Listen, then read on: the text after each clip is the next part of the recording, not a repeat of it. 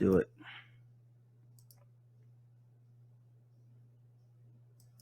Hey, welcome to another episode of the Blackout Tips podcast. I'm your host, Rod, joined as always by my co-host, Karen. and we're live on a Sunday night. We did it a little late today, okay? We did.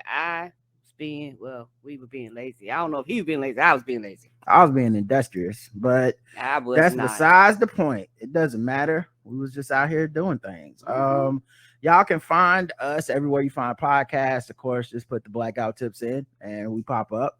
The official weapon of the show is The taser. an unofficial sport, What about? a bullet ball extreme. Yeah, and don't forget, y'all, we do have a YouTube channel, so like and subscribe. Yeah, speaking of being lazy, I forgot to put the video up yesterday, so I'll be doing that today. Anyway, let's get into the news. I guess since we had the week off, we can kind of talk about that thing that still hasn't gone away, that we're all still kind of dealing with, that just kind of sucks, but like, what are you gonna do? It's coronavirus news. Coronavirus. Again? Look, here we go again. We got variants. Really need to keep a mask on hand and follow the plan. Get the vaccine and second shots, whether woman or man. Blackout Tips is doing their part, but the dummies expand. Niggas would rather believe a bunch of misinformation. Fuck y'all idiots not getting shots. Now we gotta regress. If we keep going in this direction, we never can rest. Never can get back to the lives we be living the best. Damn fool, stop the lying, stop the intubation crying, cause it's your fault that motherfuckers dying. Damn fool, stop the lying, stop the ventilator crying, cause it's your fault that motherfuckers dying. I do not understand this shit. I'm not a fan of this. We were like one win from the pandemic championship, but fuckers wanna leave it to game 7 with Giannis Delta Kumpo blocking forward progression and Chris middle fingers to your plans. Man, damn.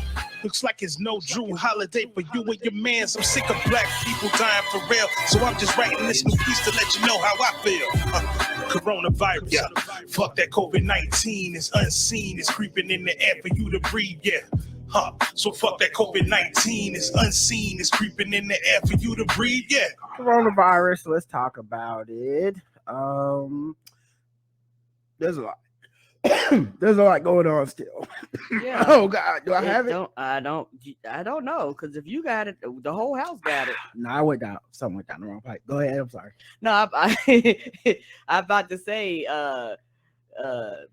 coronavirus out here, like the pandemic ain't over just because you over it. It's like it'll be over when I say I'm done. Yeah, so some quick headlines. Chinese officials are weaponizing COVID health tracker to block protests. So they gave people this health tracker, and because China is a I would a lot of people would feel that their government gone awry, government gone amok, government that overreaches, and you don't say. I remember people felt a lot of envy towards China at the beginning of the pandemic, because it was like, oh, look at them, they're really enforcing these lockdowns. That's what America needs to do. And it was like, you can't do what they do in America because they don't have a choice. People have civil rights. Well, they at the time people had civil rights, right? And give it a couple years, but you just couldn't do what they did. But this is one of the things that happened is people start saying, all right, we want to protest for other, not even necessarily COVID related issues, other injustices, but any issue. And so because of that app, they switch the person's status to red, which means they must immediately quarantine. So you're at the protest for whatever you're trying to protest, they turn your shit back to go home. A 38-year-old software engineer was among hundreds who could not access their savings at 4 rural banks since mid-April. She had planned to travel from her home to join a group of petition to demand her money back. But her health code turned from green to red after she bought a train ticket. She said a nucleic test for COVID she took the night before came back negative, and her hometown had not reported any infection recently. Yeah, so, they're doing it because they can. Yep. So, and this is not about COVID. This is about getting my money back because my account's been froze for 4 months because something happened with my money, and they're like, "Yeah, stay your ass in the house." Right, and it's really, really fucked up. And America is not no better than that. Uh, we it's not as tight, but that's the shit that they want here. They just want people to just dictate and regulate what people do. And it's one of those things to where everybody use tracking apps and things like that, but it's like this is the thing that a lot of people bring up when governments start the tracking apps here in our country. They're like, hey, we don't know, you can't track. No, I don't want my information out there. No, you can't do this, because this is the end result of them just being able to pull up your GPS or wherever you are and just flag you. Yeah, I think it is different than America, in my opinion. I think we haven't got to this point yet, but I don't know. Could be on the horizon with the way some of the shit is going. Yeah, but I know. This is, to me, draconian like level shit of, like there's things that track our phones. There's things that private industry does in America, but this kind of overreach and ability to track you, squash your protest through unrelated means feels different, yes, even than the shit that we see here. This is like so fucked up. Yeah, it is. And it's because a lot of their shit is about controlling. And it's one of the things to where this is one of the reasons why here in this country we need to continue to fight. Because the powers that be, this is the shit that they want here, to be able to just do what they want to do. And there's no repercussions, nobody's held accountable or anything. Yeah. Omicron subvariants evolving to target the lungs and overcome immunity as UK cases surge. Scientists fear the subvariants may be similar to the Alpha and Delta variants, but not as deadly. So it's just, we talked about this before, but it's just basically the COVID is still out here. People are still getting it. It's just people are not dying, which is good. A great thing, actually. I love it. Yes. I worry a little bit about the long COVID stuff, and I'm still on the fence about doing a lot of things for myself, because I'm like, people are right now being like, oh, I had COVID. It wasn't that bad. It lasted a few days. It was like a cold or the flu. It lasted a week, blah, blah, blah. And then some of the studies are like, yeah, but then like motherfuckers have asymptomatic infections and still have problems a year down the road. So obviously I'm mitigating my risk and just picking the things that I think I would be okay. I think everyone's doing this. But the fact that these variants are getting in people's lungs, people are getting symptomatic infections at this point. So you are coughing, you are spreading it. Basically, there's no like asymptomatic. You can kind of argue that they spread. Well, we know for a fact scientifically they spread it less than people who are symptomatic. Right. And so these latest variants are mutating to be symptomatic. So that's pretty bad. Let's see. Shared Uber rides are coming back to select U.S. cities. Oh, so they got rid of them? Yeah, because of the pandemic. Yeah, you don't take Uber, but I was taking it in New York sometimes. And the good thing I liked about it was you could just always get a ride by yourself, no matter what tier. Okay, because it's one of those things where, not trying to be funny, I've had the luxury and not trying for and the privilege of you kind of always been using it, and it's always been us. So I was like, well, it's a ride sharing app, meaning the real way to cut costs was to be like, because right now we have like, all these tiers and whatever. I got used to is being like, I'm in the car by myself. But what it used to be is I want to go someplace and I'll pay $5, and then you want to go someplace, you pay $5. Oh, another cut person, that on calls. and so the driver gets $15. Not really, obviously, but like that's how they used to break down how it could be affordable for everyone involved. So, now it's just, I want to go somewhere, I'm paying $10. Okay, so it used to be like almost like if you go to work like a carpool, like somebody comes and just picks up everybody and drops them off, according to the direction that they're going in. Yeah. Okay. So for 2 years they had cut it off, the rise of strangers, because of COVID. And they wanted to curb the spread, but now it's back. That's going to be interesting. I wonder how many drivers are like, nope, I still want single passenger, or like you might have some drivers that's like, I'm not going back. I don't want 4 or 5 people packed in my vehicle anymore. Yeah, the cities right now on the table, there's only 9 cities where they're going to do the carpool option, And some of those cities, Los Angeles, Chicago, New York, like these are metropolises. So that, you know, it would make sense that the spread would actually, you know, still the threat is still out there. Of course. Moderna booster candidate shows strong response against Omicron subvariants. Okay, Moderna, I see you. Yeah, so the updated vaccine, which Moderna is hoping will be approved for use as a booster shot for the fall, is a bivalent vaccine, meaning it contains vaccine designed to target 2 different coronavirus variants, the original variant from 2020 and the Omicron variant that was circulating widely last winter. Come on, Moderna mix and blend. Let's go. Moderna said that while the shot elicited a weaker response versus the BA.4 and BA.5 than it does the BA.1 subvariant, it was specifically designed to combat. The data suggests the new shot could produce lasting protection against the whole family of Omicron variants. Come on, the whole family and its cousins too. Let's go. This is a strong, powerful antibody response. Moderna Chief Medical Officer Paul Burton said at a news conference it is probably long lasting. I think the conclusions are that boosting our primary vaccination with the updated vaccine really could be a turning point in our fight against SARS-CoV-2 virus. I hope and pray this shit is real, right, and that it comes through, because I will get the Moderna instead of Pfizer if that's the case. And Pfizer's probably going to have the same thing, because I know Pfizer's beginning to test universal coronavirus vaccine. So I am hopeful towards these things, and I think that would be more of a signal that we could get back to business as usual, quote unquote, with shit. Because right now I feel like people just want it and they're willing to take the risk, but they're not. But it's not like we really truly mitigated this risk. Right. It's like you looking at, and you looking at the numbers, looking at statistics. Everything is kind of pushing in the right direction.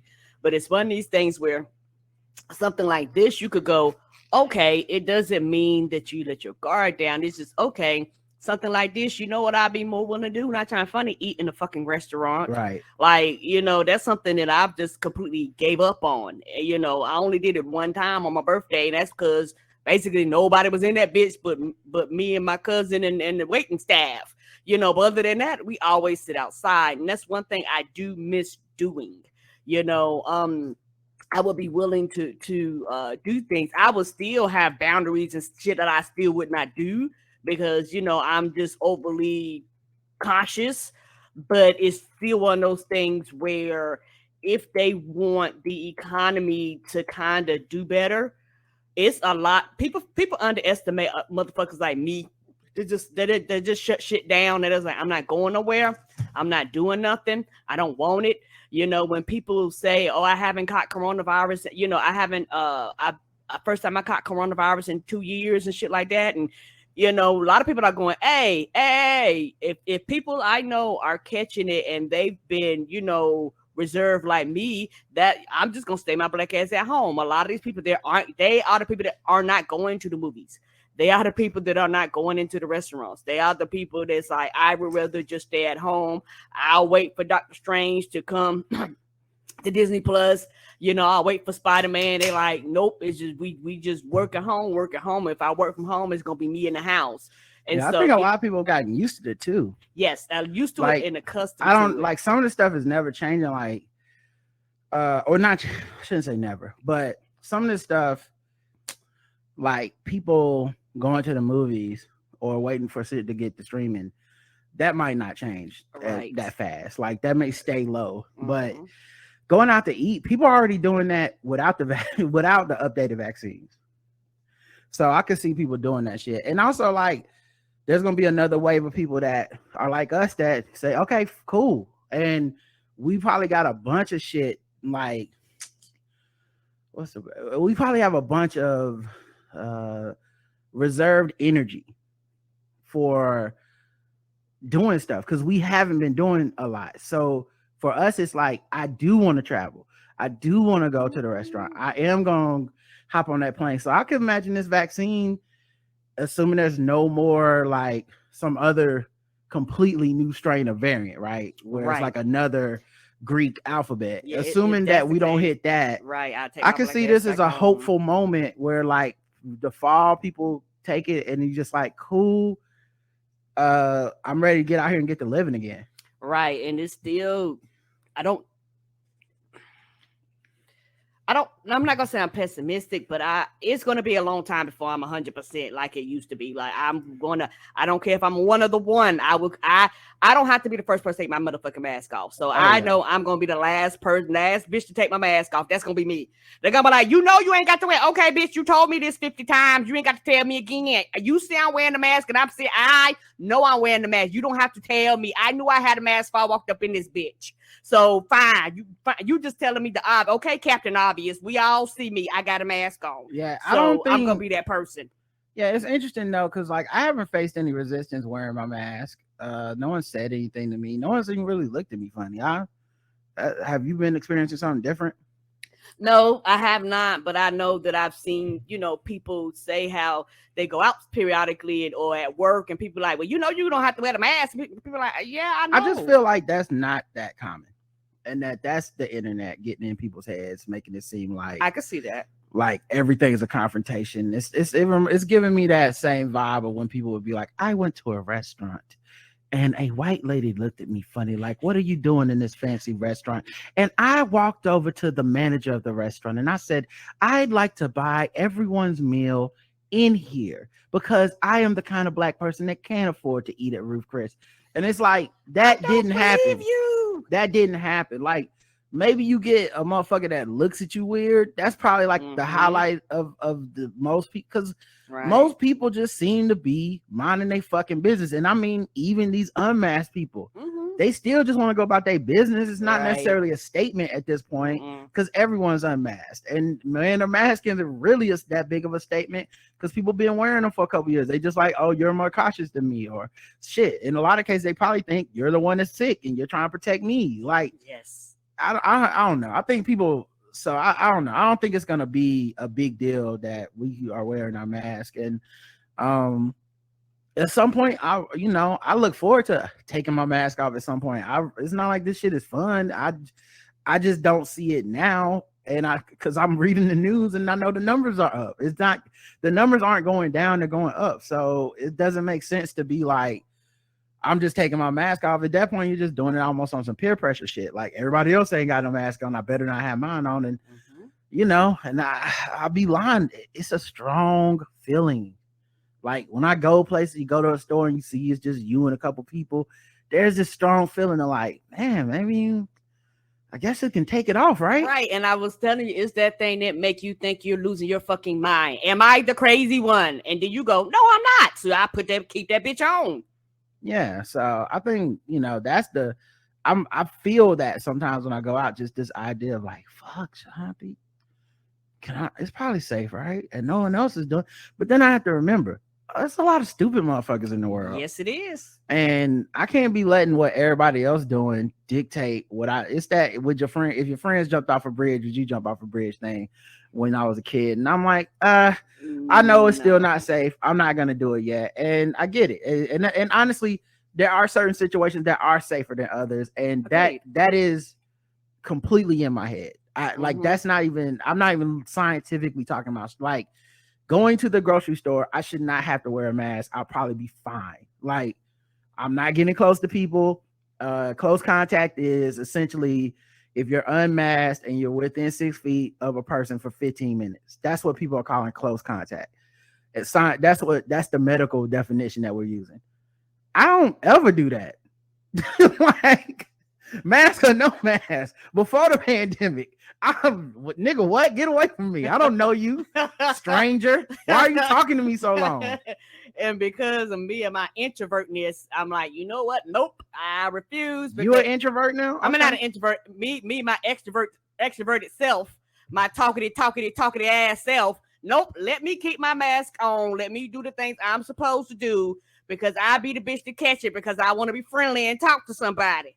Yeah, like I said, I can't even give you a real justification for wearing my mask in the grocery store because it's not. I think that is probably the closest I come to like, yeah, this isn't really protecting me. Like I'm just doing this at this point. Same thing when I go to if I go to places I feel like it's too crowded.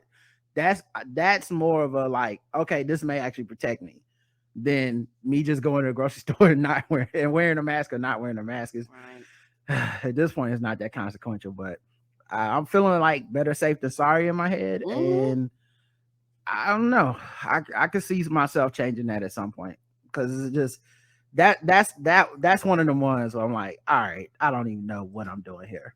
Because in a restaurant, you're sitting down and you're gonna be there for X amount of time, and if someone else is at a table for X amount of time, and I don't know, the AC is flowing towards your way, you're gonna get COVID if they got it. You know what I'm saying? Like you were there more than 15 minutes.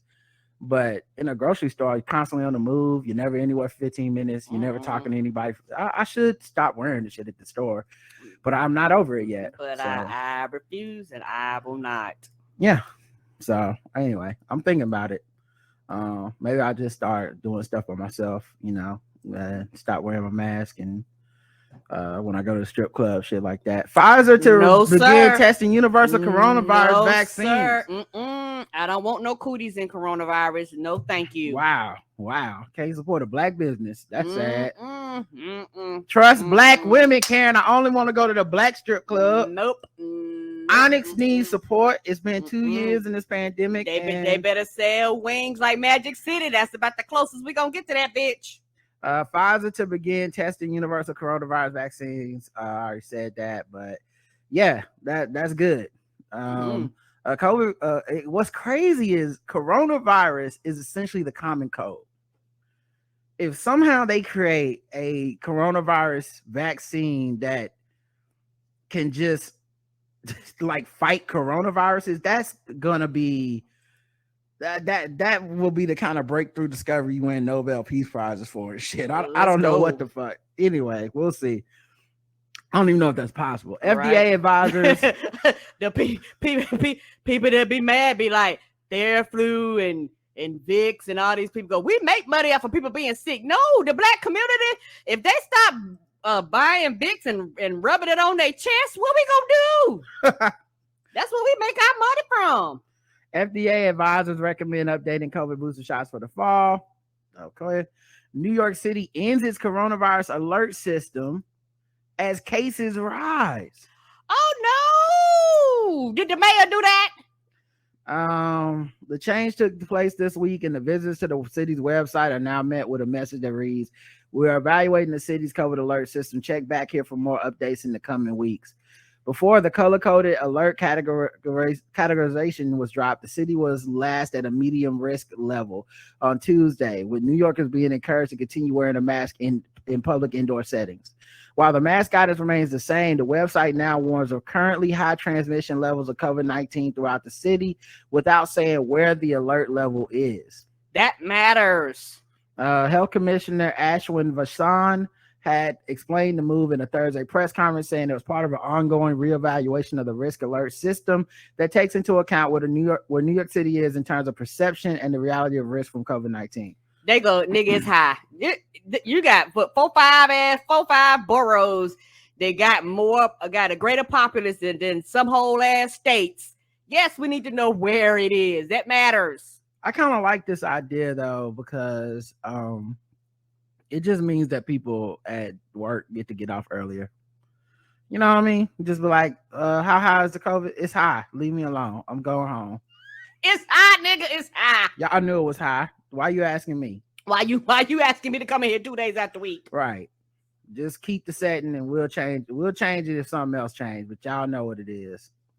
But yeah, they say they're revamping it. City data shows a 7-day average of 3,441 positive cases on June 28th, which is up from 3,000 a week before. Daily hospitalizations, however, have shown a steady decline, with the 7-day average at 79 on June 28th, which is down from 106 the week before. Yeah, the hospitalizations being down is a big thing. It's not a small thing. It's definitely something that is a modern day miracle, and we've been very lucky that these variants seem to be less deadly. Yeah, and it is good. So I don't want to make everything sound doom and gloom when we do the segment. These are good things. I think we're trending back towards some real normalcy, not the fake shit we have right now, where it's just we're pretending to be normal, but it's not. Right. I think we're really trending towards something here. I hope so. New York City test positivity rate surpassed 10% for the first time since January, which is why taking down that warning just didn't make a lot of sense to people. Mm-mm. It's like y'all are having a spike.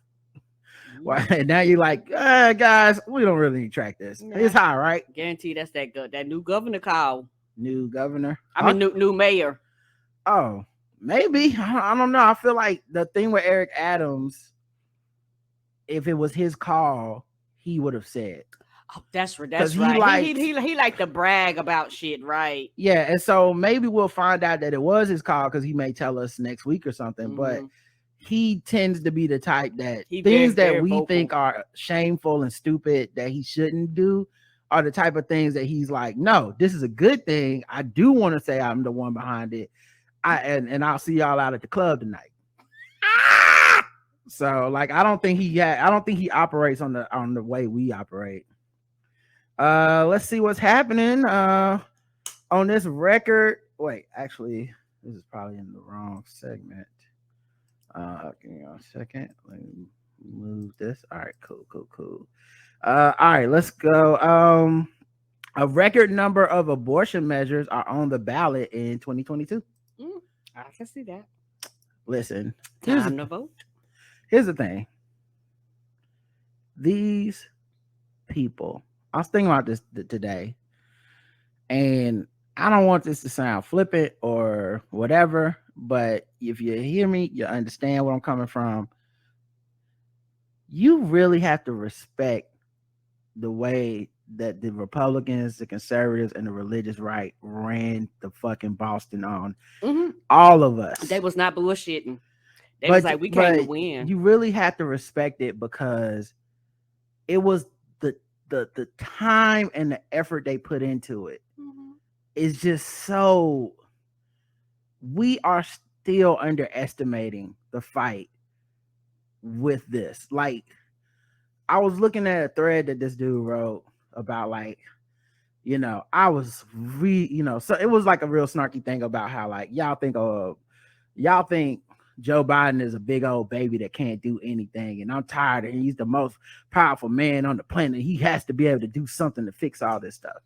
And obviously it's a bit hyperbolic. Maybe there are people out there that are saying it that way, but I doubt it. I would imagine most people are saying he and the Democrats don't have the numbers, and everything they seem to be trying to do, they are doing things, but everything they try to do and everything they are doing, people are discounting as nothing. Every time they propose something from the Twitter threads that you see, is getting struck down by Supreme Court and Trump judges and stuff. So it's not as simple as just wanting more and yelling, but fine. My point being, the fact that people think voting in November is like some end game. It's not. It would just be the beginning. I don't expect the rights that are being lost to come back anytime soon. No, I don't think people understand that, because once you take shit away, it is very hard to get it back. I just think people think it's like we lost these rights last week, and the plan is to write some new laws and get them back the week after. And why didn't the Democrats just get the rights back right away? And I'm like, I don't think y'all understand. It's going to get worse. You about to have Democratic states, obviously, that will pass laws to shore up the right to abortion in their states. That's going to definitely happen. And they won't get any credit for that, but that's going to happen. And why? Because in those states, they actually will have the numbers, not like, Congress and the Senate in the nation. But you about to have a lot of Republican states who already have trigger laws that went into effect immediately. Some of these laws being like turn of the century laws and shit. Yeah. They're gonna kick those in already. Then they about to double down with some new laws that we don't even know what to expect. And they gonna pass them shits to make it even more draconian, even more punitive.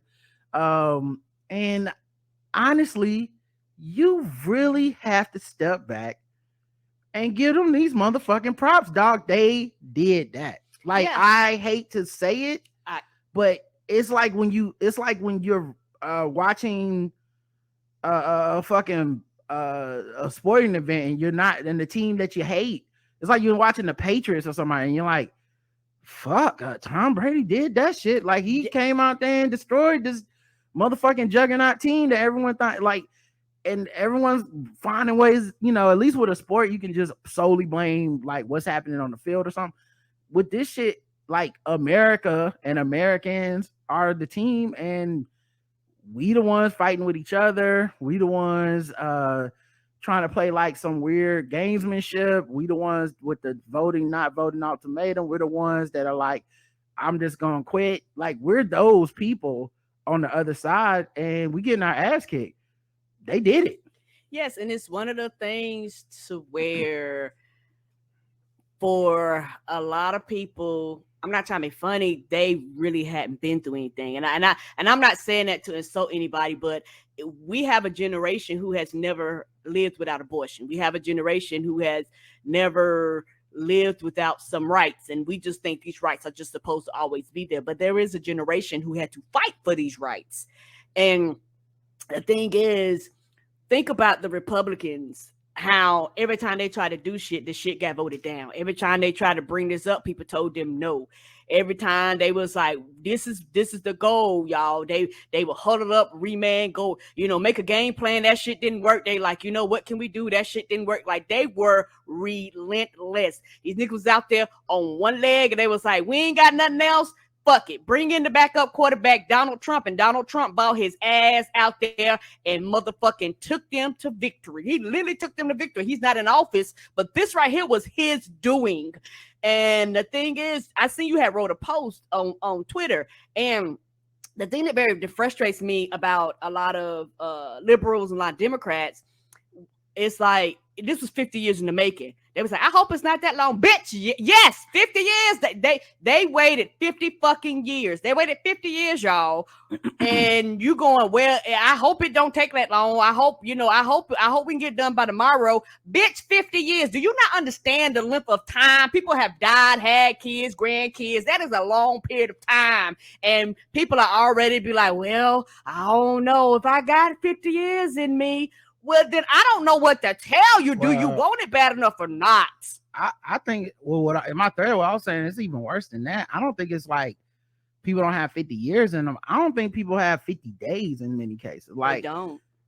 Like, you can already see the framing being, this is the Democrats' fault, and when it comes time, I will not be voting, or I'll be voting third party or something. It's like, you already I'm seeing the threads from 2016 again. Mm-hmm. And it's from people that make no connection to 2016. So yeah, I don't, and I was listening to Shalewa Sharp on the War Report podcast, and she said something that, you know, I really was like, yeah, that's true, which is, at this point, only thing that's gonna help is patience. And I don't mean that in a good way. I think urgency should move everybody, but for somebody like me, I gotta be patient, because not to be humble, I mean, not even humble brag, I'm just bragging, but I've already looked at the way the game is laid out. It's gonna come down to, are you gonna vote or not, and what are you gonna be willing to do to use your right to vote and make sure that it counts.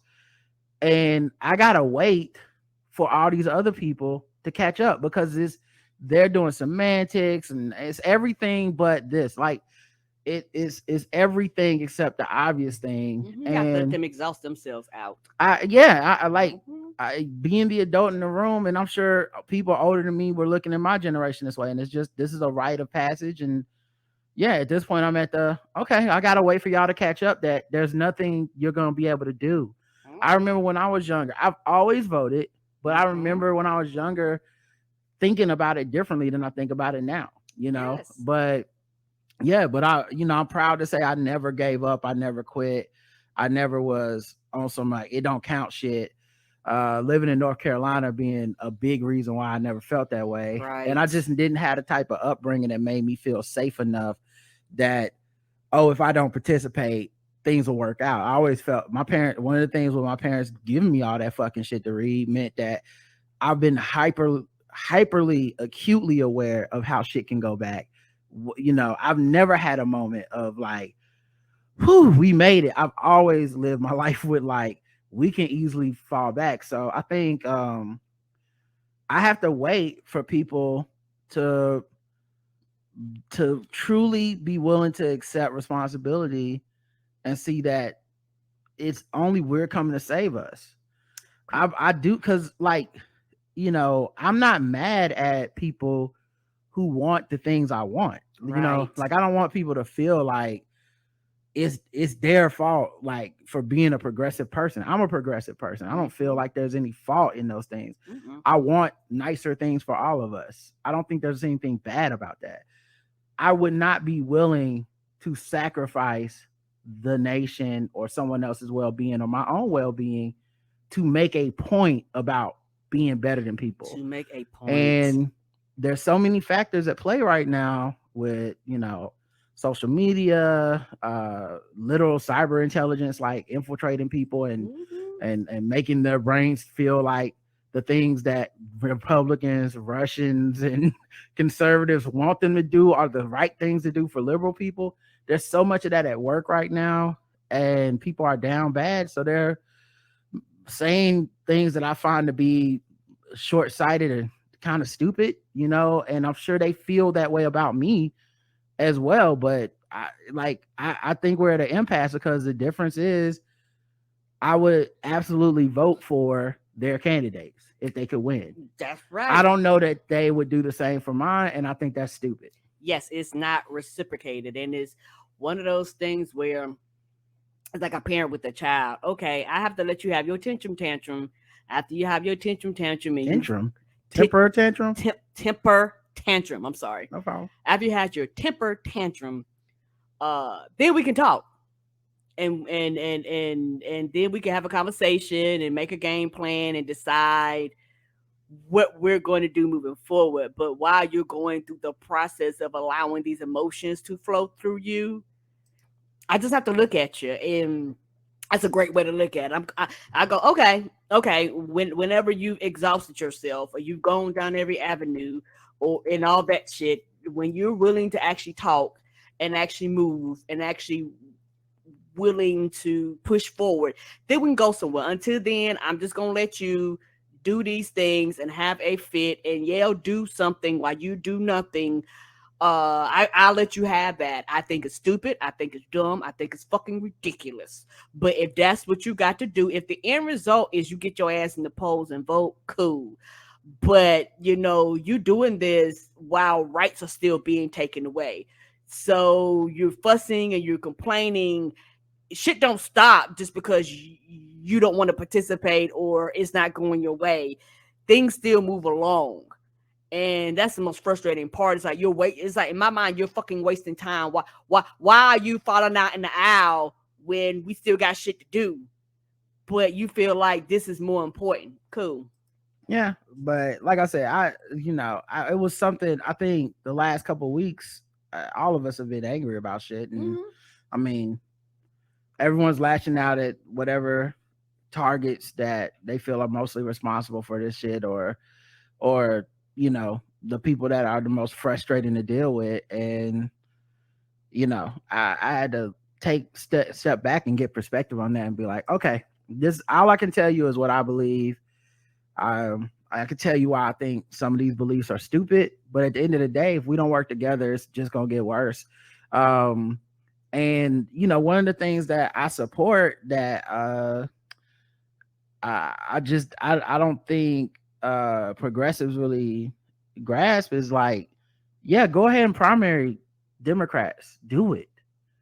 Like, primary them all if you want to, but then when and if you lose, what's next? Because I don't like the idea of we lost, now let's play the Donald Trump handbook of this was rigged and it was, you know, and it, like Nina Turner, I saw her with a thread on Twitter or a thing on Twitter talking about like, this is what Democrats should do, and I don't want to hear you got to wait to vote.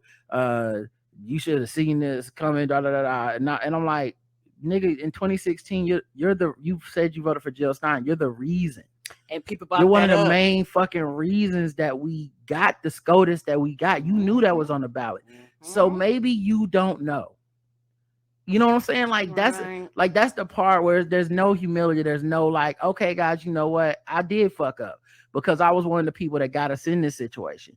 But instead, it's just like they immediately flipped out. Here's the solution. It's like maybe you don't actually know what the solution is. You know, you just ran and tried to get Chantel Brown's seat and lost Got your twice. ass waxed. You lost twice. Like maybe you don't know. Right. Maybe the things that you believe in that are losing the election for you, maybe they're not the tentpole things that you believe they are.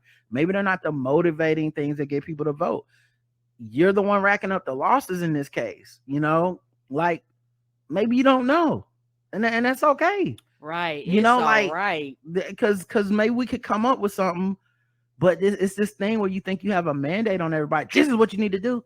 You don't know. You be losing. Anyway, I don't know what we're gonna do when we're gonna have all this these ballot measures in all these states. Yeah, so people in your local state start Googling, start researching, like and learn about the candidates and what they stand for and things like that. Make an informed decision. Tell your family members and your friends and share the information, because this shit varies from state to state, and all these elections ain't happening in November. They're happening throughout the year. It's gonna be a country that's two countries, basically. Places you can get an abortion, places you can't. Supreme Court, by the way, asked Maryland, Virginia officials to stop people from picketing at the justices' houses. And this is why this is funny to me, is because a lot of people had been touting this thing of we ain't got to vote, but we're gonna go out and march and we're gonna do protests. I give it a shit that shit. And it's like, who do you think decides if you know what you need for a protest? In a lot of cases, a fucking permit. You know what else? Like people, there's laws and rules about it, and they can shut it down, arrest you and stuff. Now, I'm not saying you should, if it's not legal, don't protest. I'm just saying there's gonna be consequence for protesting too. And those consequences are set up by the people that were voted in the offices that decide how to yield that power. Right. You know, you're never gonna have people in power saying go burn someone's house down or something. So you know that's never gonna happen. So now you got the people in charge being like, we're gonna do shit to fuck up the whole country, make everybody upset, and then we're gonna just sit in our house and we don't expect to be bothered. Y'all keep that shit from around here, because that's what they plan was the whole time. They're not scared of your marches. No, they not. You know what? They scared of your motherfucking votes, and that's why they do everything they can to prevent you from doing it. Yeah, they're not like, I shouldn't say they're not scared of your marches. They got plans for the marches too. They plan everything, you know. But yeah, it's just, I don't know. This is wild. Google will delete users' location history if it detects they're visiting abortion clinics. Basically so that people can't track you and say, oh, you got an abortion, and we could tell from your phone. So we traced your phone to see that you went to an abortion clinic, and now that we can legally prosecute people for having abortions, we're going to use this as evidence in this case against you. Yeah, and I could see a lot of people, regardless of what kind of phone they have, start cutting all them shits that track you and track your location. Start be like, no, I don't want you to know shit. Yeah. Just for that reason, go, no, I don't want you to know. Well, I think a lot of this stuff is built in, whether you know it or not. Agreed.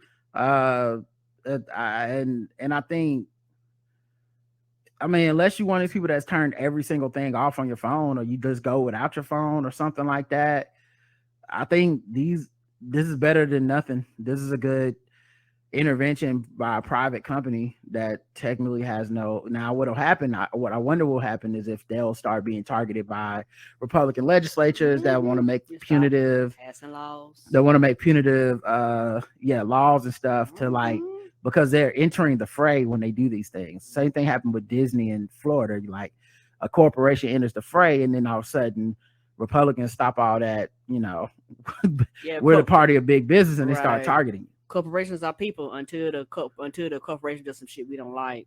Yeah. But I do think it's a good thing. I mean, I do too. Android, Fitbit, Google search, Google Maps. These are all things people use all the time, and it tracks you. And them saying, yeah, we're gonna erase that tracking history for you. I mean, I think that's actually good. I do too. So I wonder how it works for people that are gonna attack these clinics. You know what I mean? Because I like to know they rolled up on the clinic. Right. So yeah, and we know that this works because police sweep Google searches to find suspects. This tactic is facing its first legal challenge. So apparently they do some precog shit. I guess they can search. They can search with this surveillance tool called a reverse keyword search, and it's being watched by privacy and abortion rights advocates who are concerned that it could be used to investigate women who search for information about obtaining an abortion in states where the procedure is now illegal. Right. In documents filed Thursday in Denver District Court, lawyers for the 17-year-old argued that police violated the Constitution when the judge got an order. When they got a judge to order Google to check its vast database of internet searches for users who typed in the address of a home before it was set ablaze August 5th, 2020. 3 adults and 2 children died in the fire. So they're using it right now in this arsonist case with the Sinhalese immigrant family that got burned in Denver, Colorado. They got killed in a fire. And so they said, listen, the police contacted Google, said, anyone who put the address of this home in the search, can you give us that information? Google did. They were able to find the kid that they believe burned the house. And so people are saying, what else can this shit be used for then? Right. Because in this case, maybe it's beginning. Right. In this case, we probably don't feel too bad about it or whatever. But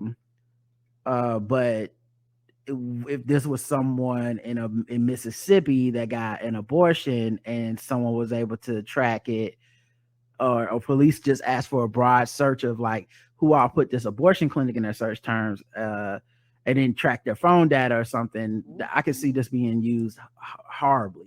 Yes.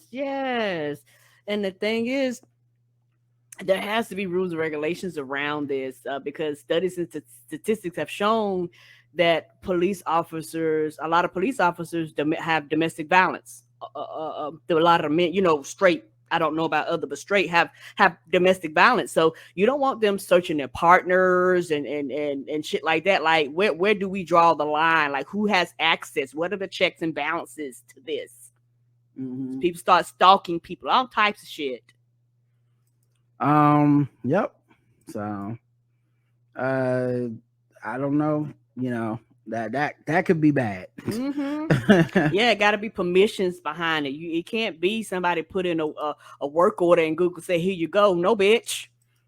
Texas Supreme Court allows enforcement of 1925 abortion ban scrapped in Roe v. Wade. The order reversing a Houston judge will again halt abortion in Texas after a brief reprieve from the Dobbs ruling. This Texas Supreme Court ordered late Friday that the state's century-old abortion ban struck down in Roe v. Wade in 1973 can be enforced immediately. That decision overrules a Harris County judge who had allowed abortion through 6 weeks to resume temporarily and put abortion providers at risk of fines and lawsuits. The state's high court issued the order a week after the U.S. Supreme Court overturned Roe and erased constitutional protection for abortion. And this is why a lot of providers just stopped, because legally they don't know what's right and what's wrong. Mm-hmm. You do something today, and all of a sudden the state changes its fucking mind. And so a lot of providers was like, we just can't do anything right now until we have something in like legally that we can do. Like, this is what we have to do right now. We could send you to, for those that actually want to know more about this, listen to The Daily. The Daily has done an excellent job over the past week of informing people, and they actually were talking to abortion providers, like people who actually do these services, and asking them, what was it like? How many phone calls did you have to make? You know, they were saying how people were showing up at their door, beating and banging, and they was like, there's nothing we can do. We legally have to stop this. You know, and so it's one of the things where people underestimate how devastating and how much of an impact not only does it have to the people that are directly impacted by this, but by the people that work. Like if this is my job every day, all of a sudden my job now is to call people and let them know that they no longer can have these services, you know, and then I can only give you an email, not even a website. I can't even do the legwork of connecting you to these people. By law, I can say, go to this website, and that's all I can do. All I can say is I cannot provide you these services anymore until the law changes. And like you said, they had a lot of these laws. These shit kicked in immediately. They was talking about whenever they got the word, how they had to come together and sit down and talk about it and what they're going to do. And everybody basically went into active mode. All phone calls coming in, phone calls going out. And so it is a big mess. And what people fail to realize, these laws that are like, as soon as something hits, they automatically go into effect, matter, because they're coming after everything. So I know in like housing and shit like this, they have a lot of old antiquated laws about race and racism in these laws, and a lot of black people have been trying to get these laws off the books. And what have they been telling people? This shit don't matter. That's not old. Nope. I promise you, whenever they get to the housing shit, these laws will come into effect, and they're gonna be like, well, black people, y'all ain't got no right to be here because this is what the law says. Well, that law was 300 years old. We don't give a fuck. The law says no colors, and no colors is what it is. And so it's just one of these things where there are a lot of laws that we didn't even know that are on the books that are getting ready to pop up out of fucking nowhere because people didn't do what they were supposed to at the polls.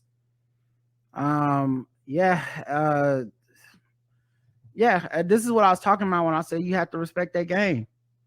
Like, I don't know that there's a unifying cause that works for our side in this way. I don't know. Like, you can make up, like, I was reading a thread where someone was like, you know, incrementalism, which is what the Republicans have used so well to get to this place. There was like, it won't work for Democrats, you know, and this is, you know, Democrats don't know what they're doing. They got to come up with some stuff. They want to be like Republicans. They need better messaging, blah, blah. And I'm like, okay, so for Republicans, their shit has been bigotry. Yep, and that hadn't changed. They unified on that. Bigotry is one of those things where people will dedicate their whole lives to it. Mm-hmm. I don't know that there's any cause that is unifying to the large tent of Democrats that works that way. You know what I mean? Like, everybody got their own agendas. Everybody on our side would willingly walk away if they felt like their shit wasn't gonna get handled. And Republicans they've had people that just join up. You got Christians over there with business conservatives and shit. You know, like, those aren't two things that, like, very amoral people with people that claim to be very moral, but the morality that they really share is this one of bigotry. And so I don't know that Democrats have that, and we'll see. Maybe they'll come up with something, but universal health care hasn't been that thing for people. You know, like Bernie and people said, and people, you know, to poll well with it and all that stuff, but it hasn't been the call that people are like, you can always consistently promote universal health care and people will always go for it. Race hasn't been a thing like that because there's large swaths of the party that don't give a fuck about people's race. Correct. And racism, and hey, I'm not black, I don't really care. I'm not a woman, I don't care. Yeah, it hasn't been government programs. It hasn't been LGBTQ issues. Right. Like, a lot of people say they don't care, you know, and so it's a lot of, these are my issues and I don't care. And when you bring up these other issues, fuck your issues. Yeah. Or either people find other people's issues to be inconvenient. Yes, and you're constantly told to wait. And everybody is like, I'm tired of motherfucking waiting my issues first. Yeah, so it's just interesting because I was thinking about, that's what I was saying when I was like, I don't mean it in a flippant way. You have to give them credit. They were willing to do so much shit to look terrible to everyone except, you know, just the people that knew what the end game was. They were just willing to do it. Donald Trump is their biggest compromise. Yes. If you think about it, Donald Trump is such an embarrassment and so antithetical to so much of what the image they want to present. They were willing to choke him down, to swallow down the Donald Trump to get the power in a way that Democrats is so unsavory. We can't do it. It's why I say people are full of shit when they say, no, I'll go low. I'll go lower than Michelle Obama. This is not true. I'll give you a perfect example. I was looking at this week. Biden and McConnell reached a deal that's going to make an anti-abortion advocate a federal judge in Kentucky. And it's pissed off a bunch of Democrats. And I've seen people say, like, this is why I don't fuck with Biden. He got to go. This is what's wrong with, the Democrats, blah, blah, blah. And I hear them. I mean, obviously, I don't want this person to become a judge. But the reason that he's doing it is supposedly he's going to get 2 district attorneys or something, like 2 district states attorneys or something for Kentucky that Biden will get to 2 U.S. attorneys to Kentucky that Biden will get to appoint. Now, these compromises are made all the time. It happened even under Trump. Democrats would get people they wanted, and then Trump would get people that he wanted. The difference being, of course, this person is so unsavory and so to the right, and the timing and all this stuff is just people don't want to hear this shit. And I totally relate to that. The thing is, this is what going low looks like. Yes, sir. Everybody thinks going low is like calling somebody some names and shit. It's not. Going low is some shit like this, where you go, I'll do the unsavory thing to get what I want, because ultimately I feel like we'll make more happen with what I want than they're going to make happen with what they want.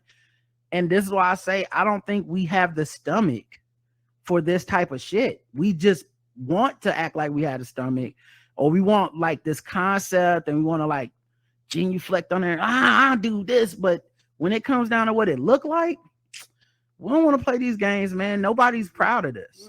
You're crying and you're whining and shit. And it's one of the things to where I do understand people being upset. I do understand people demanding more.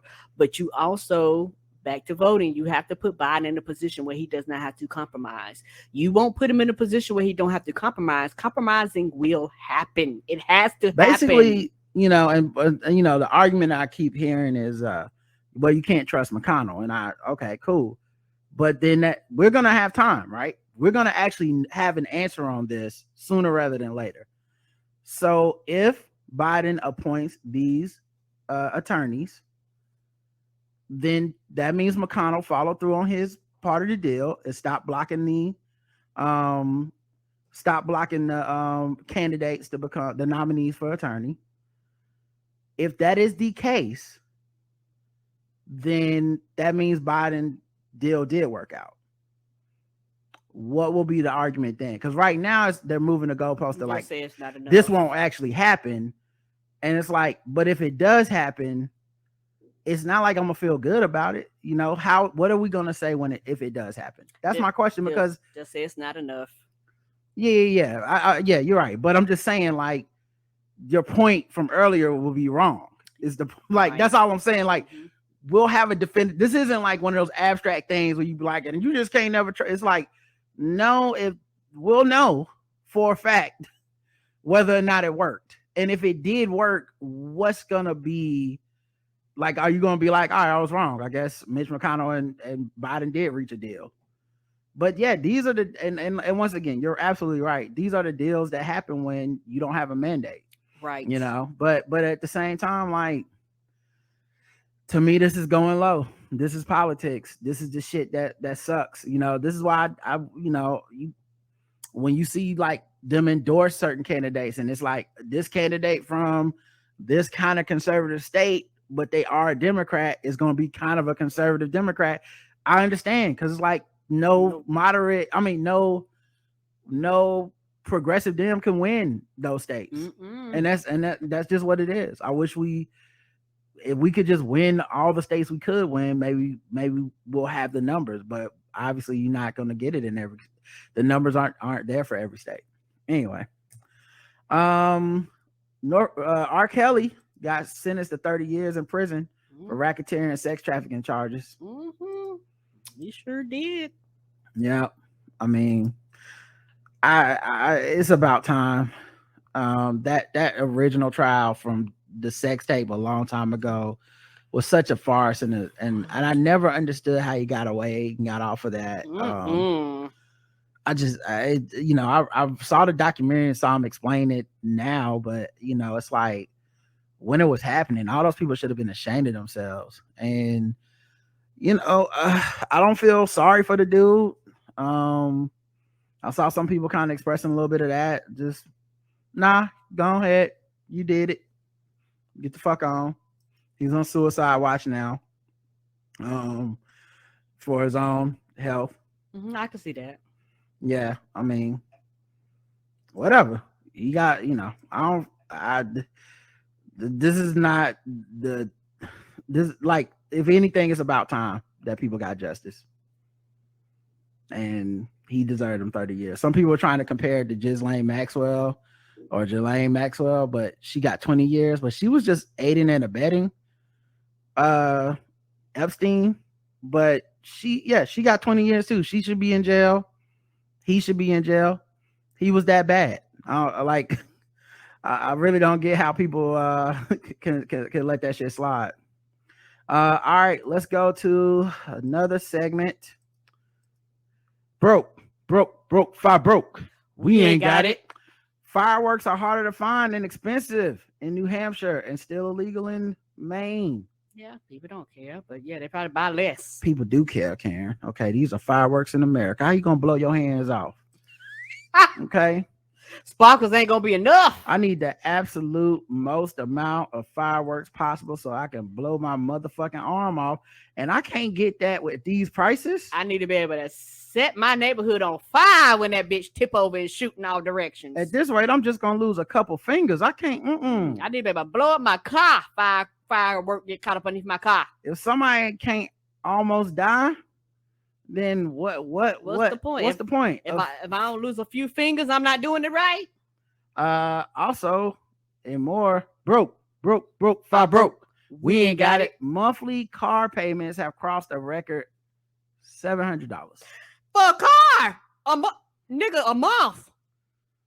Yes. $700. Who is paying that? Well, I tell you one thing. Both our cars is paid for, and bitch, it's just gonna have to get. They be looking at us like you don't want. No, bitch, I will pay these few fees a few times out the year because I'm not paying that much a fucking monthly car payment. A few more $100. That's rent, bitch. Yeah, I just had to get my car serviced this last month, and just the check engine soon came on, and I was like, oh god, that's never good. And so I take it in, they look at it, and it's thousands of dollars worth of shit, like a couple thousand at least. And they called me and was like, so you got an older car, do you want to have us work on it? Can they send you a little email and just can approve these, Didn't even think about it. No hesitation. Check. Do all the maintenance, everything. Don't skimp on nothing, new parts. Because I had earlier this year been thinking about getting a car, and I went on their website and was just looking at the prices. Ooh. And I was like, I can't do it. I'm not paying that much money for this little itty bitty car. I don't think so. So yeah, man, it's rough out here. $700 a month. Bitch, a month. Fuck no.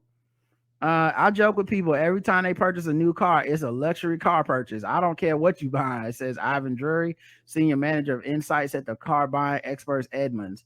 However, cars aren't just a symbol of freedom. In fact, they play an essential role in the economy. People rely on cars to get to work, blah, blah, blah. 3 out of 4 commute to work in a car in America. And you got to drop kids off at school, all this shit. So, yeah, you need it. The prices are spiking. Why? because of that computer chip shortage that started during the pandemic. Yep. When the car sales dropped dramatically during the early parts of lockdown, auto manufacturers slashed orders for the chips. Around the same time as schools and work went online, people bought additional laptops, iPads, TVs, Which ate them chips up. video games, and other electronic goods for the home. So chip manufacturers shifted their production to serve those companies. Automakers are also making more expensive cars. Yeah, and that's the thing too. Everybody want the newest and the greatest, and the newest and the greatest come with more. I think they were saying like 30 to 40% of a car now is electronics. They was like the reason why the cost goes up is the electronics to keep shit functioning correctly. So yeah, and people want their cars kitted out. The average cost of a new car is top $47,000. These are averages, by the way, which means there's cars that cost them more than this that people are getting. And used cars are just as unaffordable. Oh man. Ooh, $700. Yeah, I'm a used car girl. I don't mind new, don't get me wrong, but I'm like, because guess what? When you get new car, you pay new car prices. I'm good on that, homie. How Americans cope with inflation: less gas and lots of frozen pizza and cheap coffee. I guess this is what we got left in the pandemic, y'all, because we are broke. We ain't got it. Ask Starbucks. Starbucks can look at themselves. Yep. People like, I could do this shit at the house. People making their own iced coffee and shit. They was like, no, sir. Yeah. So, I mean, it makes sense that people would be cutting back and, stocking up on certain things that you can make at home. This is a very we got blank at home economy right now. Yes, and it's for real. And for a lot of people, particularly with the gas, now when you call people be like, it better be worth it, bitch. Gas $6 a gallon. If it ain't worth it, I might not come. $100 to power this little house in Manchester, New Hampshire. And then here, it goes up to $200. $200 to power this little house in Manchester, New Hampshire. With each surging bill, Lisa Ayer's nest egg dwindles. Now it's a matter of, will I have enough money for rent? Most Americans have seen rising utility bills as the war in Ukraine and increased demand drive price hikes on natural gas. And it's about to get worse. It's going to be a long summer. The price of electricity is expected to surge yet again this summer, nearly 5% nationally and more than 16% in New England, which relies more heavily on natural gas for power. In New Hampshire, energy companies plan to double the price of electricity, upping the average bill from $135 to $206. That's crazy. Lisa works as a waitress and just picked up a second job making deliveries to keep up with these costs. Because I want to make sure that I can get the bills paid and keep my head above water. Because I know if the electric and gas bills double, there's no way I can afford to stay in the city. A survey in March found half of Americans were already worried about affording utilities. Close to 20 million households are in debt, owing power companies more than $23 billion as of April. Roughly. Listen, man, I'm not joking. I'll say we broke. Yeah, it's been a struggle. And on the low, people fail to realize this. Even 2 years into the coronavirus, a lot of people have not recouped their income from the jobs that they lost. Like a lot of people, I'm working again, but it ain't what I used to make. Double the pre-pandemic debt. What's been going through your mind? It's sticker shock. It's like, wow, here we go again. Jafar Muhammad is unemployed. His wife is a teacher near Boston. They now owe their power company nearly $3,000. I don't see it going down unless something miraculously happens. If it's not paid, they'll possibly terminate it. Shut you off? Yes. Shutoffs have surged since 2020, well before the war in Ukraine, a more urgent threat to lower income families, particularly in Black and brown communities, where they often pay more for power, with homes that are older and poorly insulated. Now, scorching heat waves are pounding parts of the country. It's going to jack up their energy bills. I think of the people who are going to have to make choices between paying their electricity bill, paying for food, paying for medicine or health care. And so we're going to see a surge in terminations again. When people need more electricity for their air conditioners, they're going to be losing power. It's all bad. It is all bad right now. Yeah. But because of money and the economy and how broke everybody is. Right, and people are not paying this attention, and that's what do you mean people aren't paying this attention? I'm not gonna say that people aren't paying this attention. Okay. Like this is a pretty big deal for everybody. No, I'm rephrasing this. Okay. The way that some people talk, they act like these people don't exist. Mm-hmm. And it's like, y'all do know that being online all day is a privilege. Being on Twitter, Facebook, and all these things, having access to your telephone, all these things is a privilege. A lot of these people have to make sacrifices, and they're not even able to get access to things that people consider a standard now. Some of these people might not even, or guess what? They have it. Now all of a sudden, we used to have, 3 or 4 phone lines on Verizon. Now we got to cut it down to 2 because I can't afford the extra phone lines or whatever the case may be. And so it's like, you have to think I didn't even think about people with the older homes, how they're not as insulated. And so think about it. We're getting ready to go in the quote unquote dog days of summer. Yeah. And so, imagine, your bills just going through the roof and you can barely make it. I keep thinking about like I think you bring up a great point in that there's basically been 2 different pandemics. Mm-hmm. There's been like a pandemic of like privilege, hey, I can telecommute. I didn't lose my job. I've already paid off my loans, or I have means to certain things. I don't have kids. I've been able to stockpile money. I wanted my stimulus package, not because I needed it, but because the government need to give me some money, like that type of thing. And that's a level of privilege that no one's going to cop to. And correct. Obviously, whether it's greed or just, hey, it's an opportunity to get some money, whatever. Those kind of people aren't going to sit around and be like, they're not going to say, yeah, I'm very privileged and I just want the money. They're going to say, I need it. Joe Byron, give me the money, Mm-hmm. And so I think I think you make a great point. Lost in the discussion is people like this that's down bad. They not in the discussion because the discussion is happening among privileged people that have time to be in the discussion. Yes. So I'm with you in that. That's why I was, you said nobody's talking about, I was like, well, people are living it. So, but you're right. There's a certain arena of media and social media that these things aren't being discussed. It's very abstract. It's very like those poor people and the things they go through. But it's not like those people are talking themselves because they're busy getting second jobs delivering Uber Eats. Yes, and third jobs. When they get off of waitressing because they're trying to keep their head above water. Correct. And these people are lost when we talk about a disconnect between online and offline.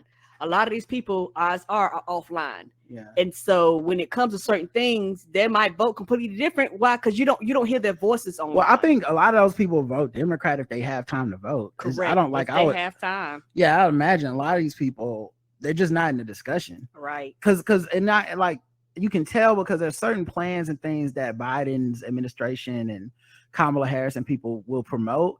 And the privilege of the online space is that there's people who don't get affected by those plans because they're not doing bad enough to get that stuff. Right. And they in turn go, these plans don't help anybody. Yes. But what they're really saying is, I'm doing better than the people who get this type of help. So like Joe Biden's already, I forget how much, it's like 6 billion or some crazy number of student loans that they've already canceled for people, federal student debt. Well, you got to be down pretty bad to be in that number. Mm-hmm. Like it's not everybody. Mm-hmm. It's not just like, oh, you went to Duke, here's some percentage off of your thing. It's, oh, you went to this, you've defaulted, you haven't been able to pay, you've been down bad, you don't have a job, okay, we're erasing your loan debt. Well, that person's not on Twitter talking about it. Mm-mm. That person's not gonna get invited on MSNBC. They're not in the conversation. So that like that's why I asked you, what you meant by it and explain it. And I'm glad you did, because I absolutely 100% agree with you. I think you're right that in the terms of the conversation in quotes, yes, these people aren't having a voice. They're just kind of in the background. Yeah, and they're an afterthought. Yeah. On these 100-degree days in Atlanta, Harriet Fagan shuts her blackout curtains, keeps the sun out, the heat out, uses Christmas lights in the bathroom. They don't use a lot of energy. And cuts power to most of her apartment. Wash machine and dryer off. the rooms upstairs off, but the living room on. All to keep her home cool and her power bill low. It's messed up. You got to do it like that, but it's cost efficient. She's on disability and struggling to pay these rising bills. She just got a shutoff notice over $65 she owes the power company. I started crying. It really hurt my feelings because it's just not even 100. She says she has until July 1st to pay, or she and her daughters could lose power for the third time this year. They was like, well, Mama, we got our health and our strength and we're here. So we make do, The cold showers really help. Yeah, man. Not even $100. We are broke.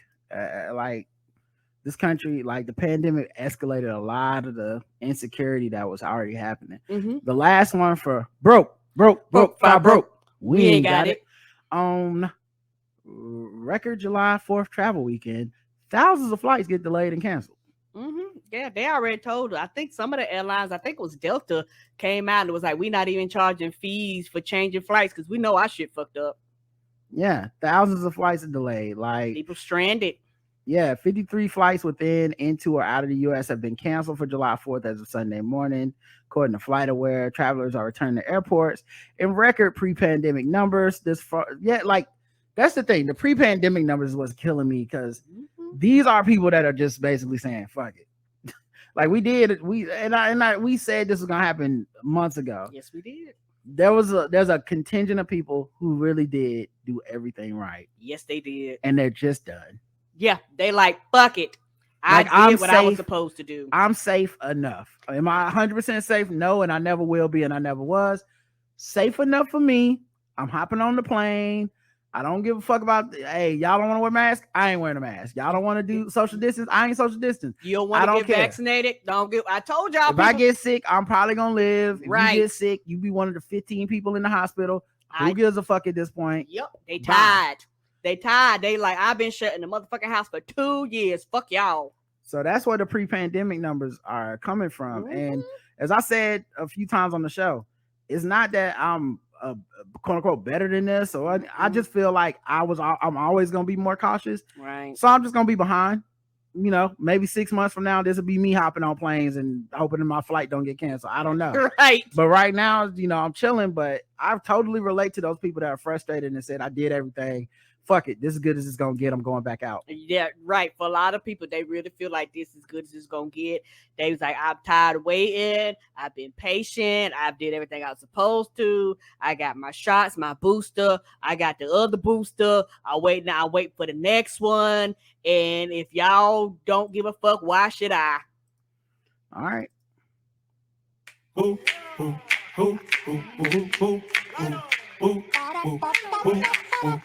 we're just fucking with them people because they black. We're just fucking with them people because they black. We're just fucking with them black people. We're just fucking with them blacks. We're just fucking with black people. Hey, hey,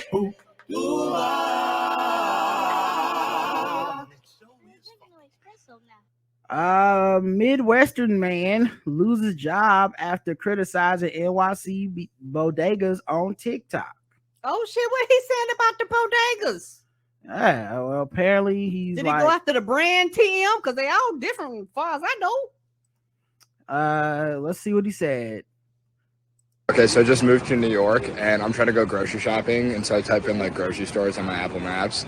And like every fucking one I go to, like I'm walking to, like they're like this shit or like fucking like this. Like, bro, that's not a grocery store. Like I'm trying to get like eggs, yogurt, like cheese, like shit like that, right? Like look at this place.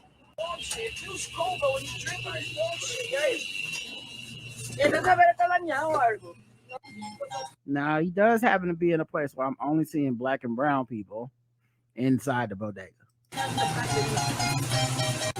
Hey yo, Ak, let me get a bacon, egg, and cheese the Aki way.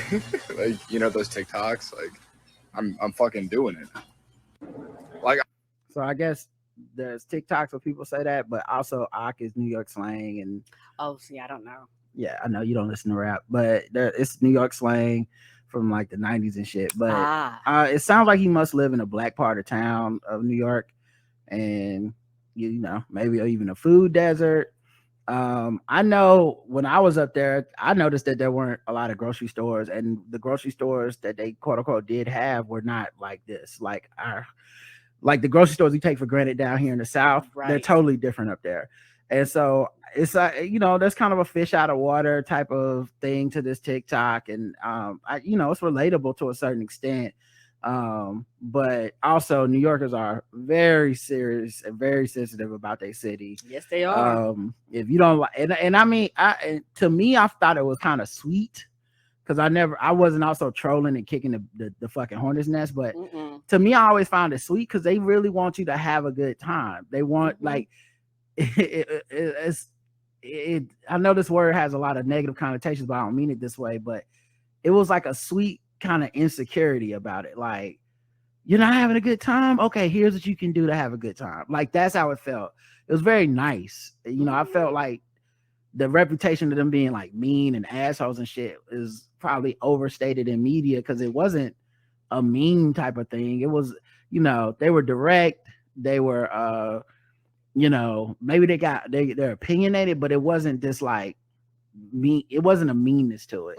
And whenever I want to like grocery shit, you know, I might hop on Instacart or something, or you just had to get in an Uber and drive out somewhere. But yeah, I do feel him in that regular stuff we take for granted in more rural states. Right. It's not just easily available in New York. Yeah, a lot of it is space too, because even a big store, you're still kind of limited compared to what we get down here. Yeah. Like I went to a Target that was 3 stories in 3 different floors in Manhattan, and even shopping around, very limited selection because it's just not enough space for all that shit. Like, get it on Amazon then. I've literally been to like 5 of those now, and like I don't know what the fuck I'm about to do for dinner. Like, where are the Krogers and like the Whole Foods at? Like, I'm about to eat fucking like cereal and ramen for dinner. Like, what the fuck?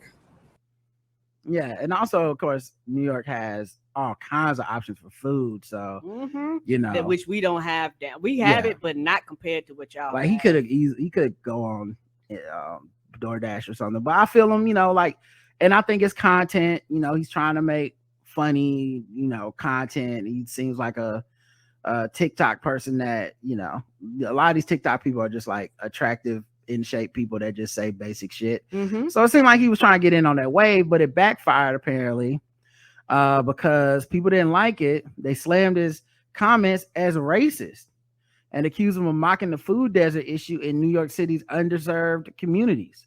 The backlash intensified at some point in another video, which he spoke about being the only white person at his gym. I was in the McDonald's gym for my second workout in New York. Got shoulders and arms today. I'm in the Bronx for a few weeks, so I'm like the only white dude in this whole gym. So I got this. And it's an NAACP t-shirt with the arms cut off. NAACP shirt. So these people vibe with me more. So that was probably what people said, wait a minute.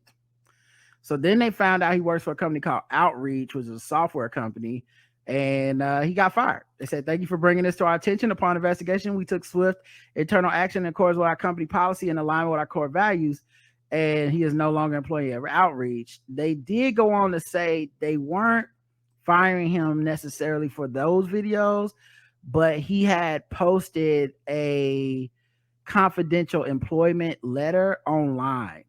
And so they said that's why they got rid of him, which probably makes more sense because it's probably harder to fire him for those videos because he would sue and probably have a good case because he didn't technically say nothing racist. Like, it's not like he didn't say nothing racist enough for a court to be like, this motherfucker had to go. Right. Like, if he was out there saying nigger and shit, they would be like, sure, yeah, you can't have that. But him being like, what? I said the NAACP, I support them. What's the problem? You know? So yeah, they got him on the technicality, but yeah, he lost his job. Black Twitter CSI was on his ass. What did he do? He did go on to say he's now stuck in New York City with a 1-year lease and is seeking to find a new job. He asked the public to donate to a crowdfunding campaign that will help cover his living expenses in the meantime. I won't be shocked if he gets it, by the way. I I said, I think he'll get it. Yeah, I think to a certain, and honestly to a certain demographic of people, he's gonna be a very sympathetic case. And like he's an attractive, quote unquote, white dude who was trying to be funny on TikTok and actually didn't go that far. Like if you like it's the kind of racism where like black people will pick up on it being racist, white people will be like, what was racist about that? You see what I'm saying? Because it wasn't nigger, it wasn't racial slurs or even racial stereotypes. It was, it was very lighthearted, quote unquote, like contextual racism. Like, hey, everyone in this bodega is black. What do you mean? Can I get a bacon, egg, and cheese? That's very black New York slang. NAACP, I'm the only white guy in the gym. No, it's not coming in and saying that there's something wrong being the only white guy in the gym. You're not saying you're under attack or anything, but you're like, these people will vibe with it more. Like there's very wink type of racism that people will get, people look at black people and be like, here y'all go being too sensitive. So in that case, I think he will raise a lot of money on that GoFundMe because that's all white people need to hear to make some. It's like, oh, it pissed off black people. Well, let's see the evidence.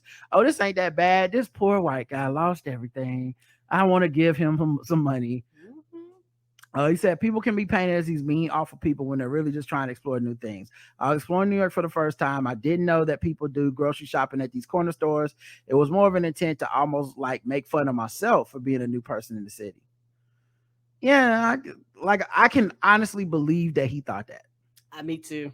I really don't think, like, I know the obvious thing here is to be like, he's a racist white man trying to be racist. I really don't think it even crossed his fucking mind in that way of like, because I don't think he's that deep to be doing a bunch of subversive racism. I think he's just that shallow that he ended up doing a bunch of subversive racism, not thinking it was like fucked up. Because in his mind, I guarantee he's thinking, I wasn't calling them niggers. Why is everybody so mad? Why is everybody so upset? Like that's what he's thinking. I don't get it. Anyway, 0 to 100. I will give this a 25. Yeah, I give it like what the fuck we about this? Man, yeah, I think 25 is about right. Yeah, because like in a way, yeah, it's like yeah, I think 25 is right. Because I'm not like mad about it really. I don't really think anything too fucked up. Even like he lost his job, that I'm sure that sucks for him, but like he'll probably be fine. And also I wasn't too fucked with by his videos in the way of like, this motherfucker gotta go, but it was just like, oh yeah, I can see how that people think this is racist, and yeah, it could be, State education board members push back on proposal to use involuntary relocation to describe slavery. Texas. A group of Texas educators have proposed to the Texas State Board of Education that slavery should be taught as relocation. Involuntary relocation, Karen.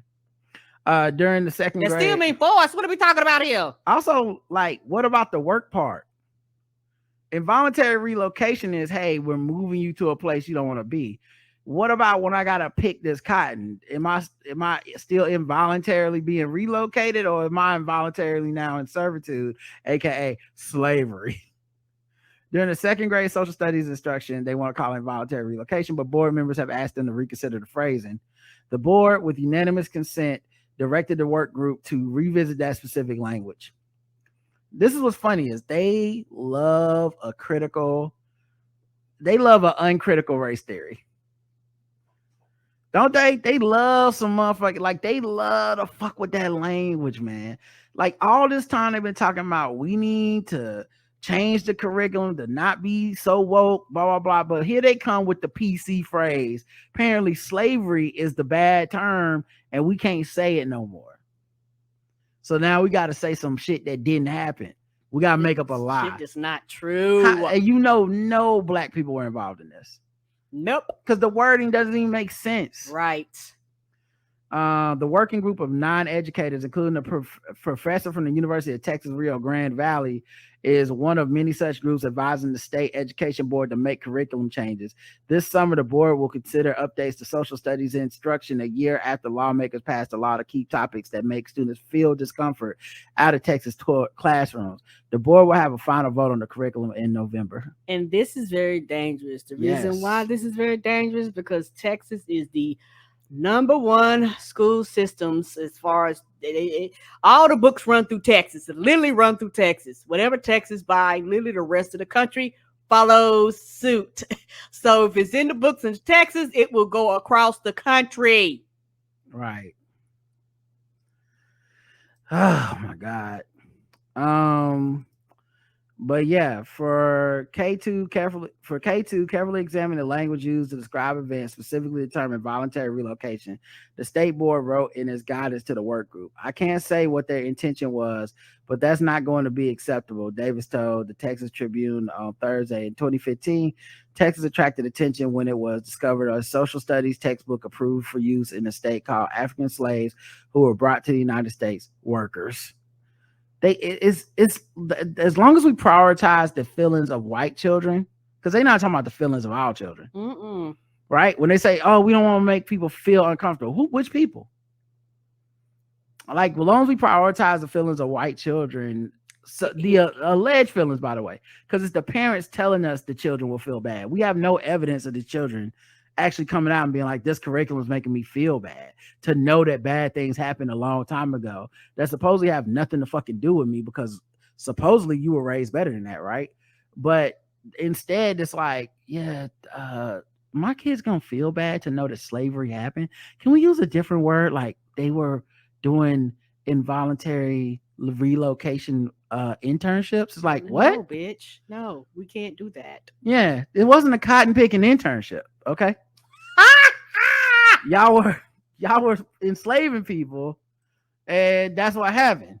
Like, you can't change it to some other shit.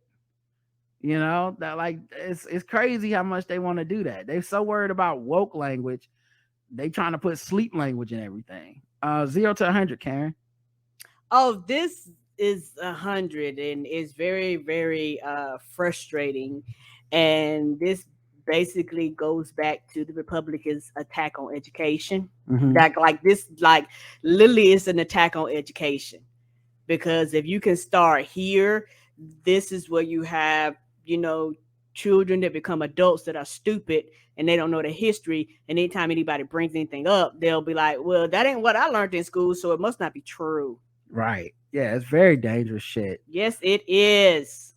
Yeah, I give it Dracarys because I think also it's happening to children, and children are, I remember how, honestly, I meet so many people who are the product of this type of system and not being educated, that in a way that I was kind of educated outside of school. Yes, and that's a privilege. So I end up talking to people where they're like, I learned about the Tulsa Massacre from a TV show 2 years ago. Right. And it's like, they should have taught us that in school, but they didn't. You know, so all that to say, like, I get it. Yeah, it gets the Dracarys for me too. And the biggest reason why this gets the Dracarys, and I'm gonna keep it real, is because there are some black people that actually promote this too. There are some black people, they don't want to talk about slavery either. They don't want to talk about it. They don't want to bring it up. They don't want to talk to their children. They the same thing, same excuse. They don't want their children feeling bad about some shit that happened to their ancestors. And so it gets 100. I mean, it gets a Dracarys because you are going to have some black people that are going to actually push a lot of shit out of the school systems because of their own fear and their own baggage behind slavery and things that happened in the past. Them and the races are on the same page and don't even know it. Yeah, I think about that shit a lot, man, because it's like they trick us into being ashamed, and then, you know, I mean, it's a joke that I make, but it's funny that if they really wanted to stop teaching about racism in schools, Republicans should take examples of those examples of all the times that one of these lesson plans that they have, they made the black children pretend to be slaves. They should take those examples from the paper and be like, this is what the liberals want when they say they want us to teach about racism in school. Do you see how damaging this is to these young black kids that they were forced to dress up as slaves? Do is change the word and niggas will fall. People would fall for that. Yes. Like, I would not be shocked at all if people were like, yeah, man, that's why I'm not with that shit. So it's yeah, because a lot of critical people, I've gotten to the conclusion, and I might be wrong, but we've lost a whole generation that doesn't have critical thinking skills. It's like everything is surface level, and they don't think beyond that point. And anytime you try to challenge them, be like, no, think deeper. They act like you're the problem for causing them to actually use their brains and think deeper as to why. Yeah. So yeah, I give that Dracarys. That's pretty terrible. All right, let me do another one. No. We'll need to do another one of these. Right? I think we covered it all, guys. Up to you, buddy. I'm along for the ride. Let's see what other news we got here. How about we do some guess the race? How about that? Let's something a little more fun, but still fucked up. This time for guess the race. This time for guess the race. This time for guess the race.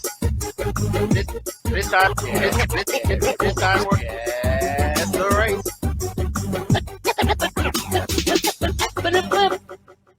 Oh man. Although I did forget to mention, we talked about it on the pregame, the whole McDonald's debacle, and we talked about it with Three Guys On. So if y'all want to hear us talk about what happened with that McDonald's video, which apparently everybody thought was more important than losing the right to abortions, I clear they did it. All types of people didn't have shit else to say about that, but they was on this. Check out the pregame on our premium network. theblackouttips.com/premium. You can sign up for it there, or check us out on Three Guys On coming up next week. I'm not sure if it's on the free episode or the paid episode, but we talked about it on the episode there.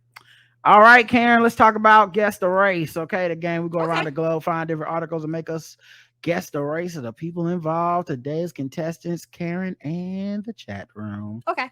A Texas man who had sex with a horse is jailed for 10 years. A Texas man who admitted to having sex with a horse and sexually assaulting several others has been jailed for a decade. Wow, I didn't know you can get that long of a time. I'm glad somebody stand up for Mr. Ed's rights. Jean-Marie Bugoma, 24, was convicted on Wednesday after pleading guilty to bestiality. The sick acts occurred at a San Antonio equine boarding facility on at least 3 occasions between June 2020 and February 2021. In the first instance, he was caught on surveillance camera walking through the stables naked. Oh! The owner noticed soon that the 2 of his horses were injured, and a vet later determined the animals had been sexually assaulted. Wow. Oh, no! I didn't know a human could do that to a horse. The authorities said Bugoma went to the stables again months later and had sex with one of the horses. 2 other horses had also been hobbled, which means their legs were bound together. Okay, because I'm about to say, a horse will kick the fucking shit out of you. This nigga is like the BTK of horses and shit. Oh my God. When the owner caught Bugoma back at the stable in February last year, authorities obtained a warrant that determined DNA taken from one of the horses matched that of the suspect. Which means they got a rape kit for a horse back before they get a rape kit for a human back. Come on. People been waiting years on some of this stuff. That's wild. I didn't even know that's possible. Anyway, Karen, guess the race. What was his name? His name is Jean-Marie Bugoma. White. Karen's going white for Jean-Marie Bugoma. Whoa, Nelly is what he said when he came. White, says Marie. Not like guess. Jon Snow's horse white in the original attendees of the Kentucky Derby. Black, says Trey. All right, not a lot of guesses, so I guess we'll go ahead and give it up for everybody. The correct answer is Karen, you missed it. He's black.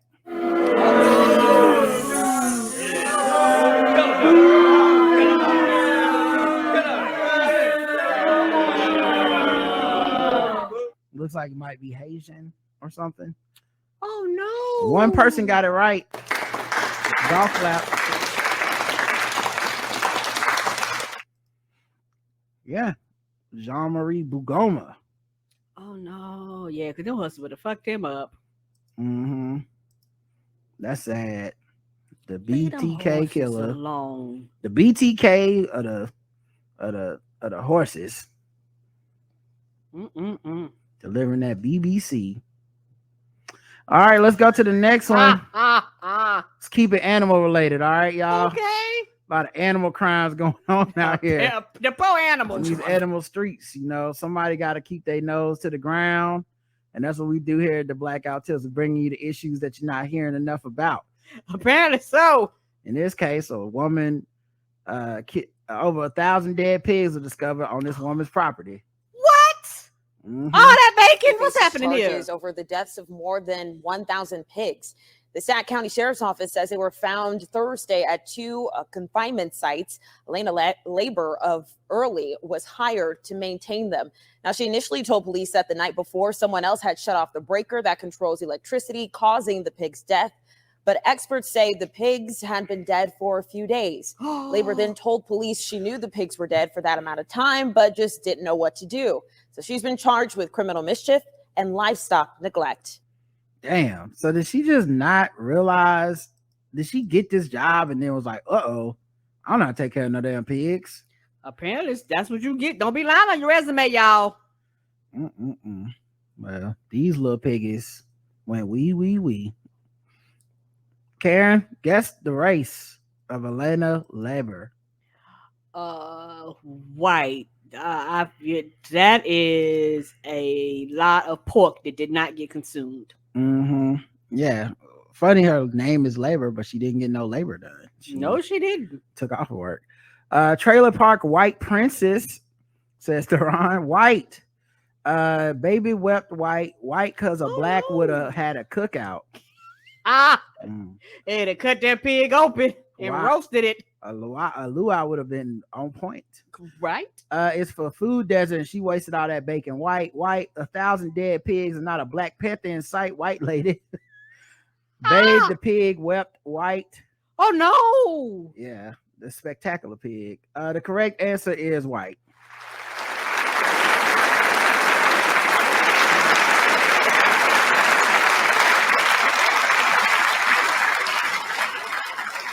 Nobody missed that one. Yeah. The struggle is real. That's why people going and the pack of bacon and rose. She killed 200 of them. I know. Yeah. The price. Yeah. It's like, why? This inflation on bacon is out of control. Right. And it's all because of her. $6 for a pack of bacon. That's why. All right. Let's go to the next one. Let's go to the bonus round. But first, we need the bonus round music. What time is it?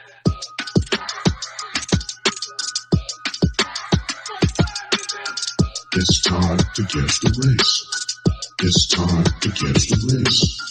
It's time to guess the race.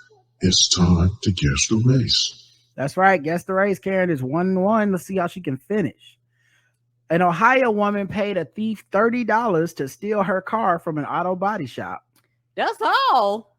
I mean, it makes sense though. Them is crackhead prices, $30. Goddamn. That's why she got caught. A woman in Ohio allegedly paid someone to steal her car from an auto shop rather than pay the $3,500 she owed on repairs.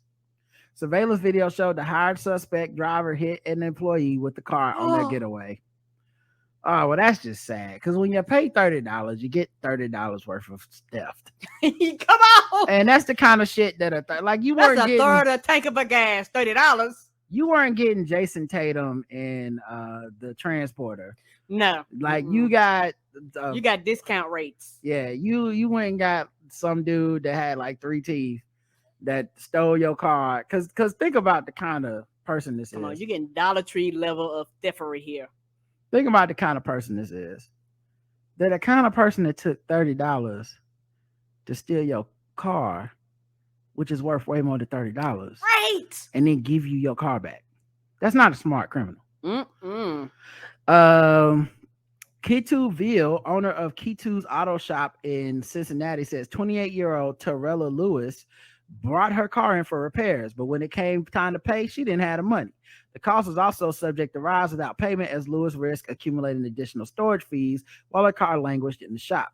Ville said he offered to help her by moving the car to a secondary location where it remained parked while she worked things out. I put it on the street right here for maybe 10 minutes, he said. Then I went into the side of the building. I'm walking into the building. I hear the alarm go off, like the chirp for the alarm. So I turned around and saw a guy running to get in her front seat. Ville said he thought the person behind the wheel was attempting to steal the car or steal the car itself.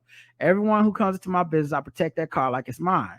It would hurt my heart to know that someone's property got taken while it was in my possession. Right. But police claimed in an affidavit that Lewis gave the suspect a key to her car and paid them $30 to steal it so she could avoid paying the repair costs.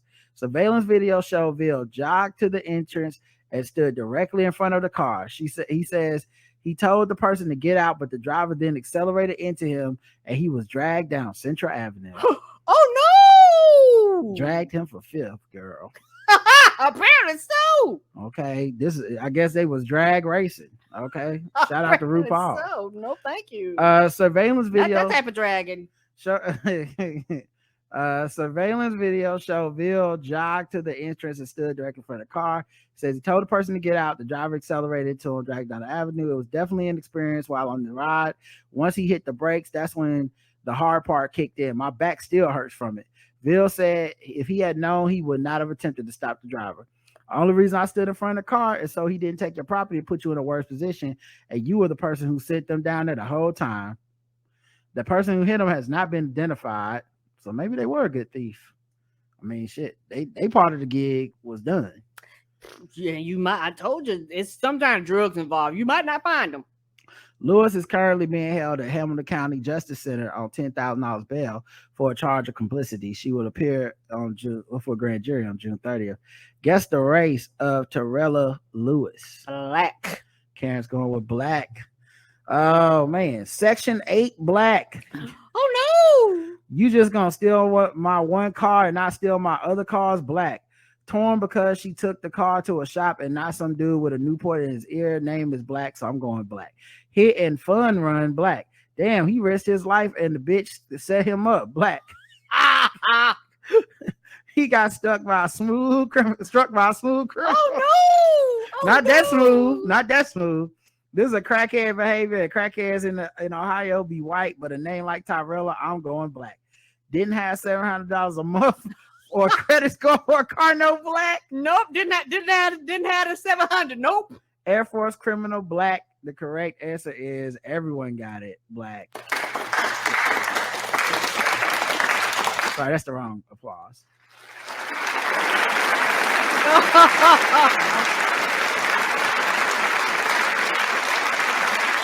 Oh, she did that shit. Mm-hmm. She kind of got the same hair thing you got going with your hair, with the colors. With the color at the ends. Yep. Mm-hmm. Yep. I always say a woman like that will hit you they'll ride over with the car. They'll set you up. Be careful. Poor thing. Oh man. So yeah, that was I guess the race. Let's get into our final thing, which is of course sword ratchetness.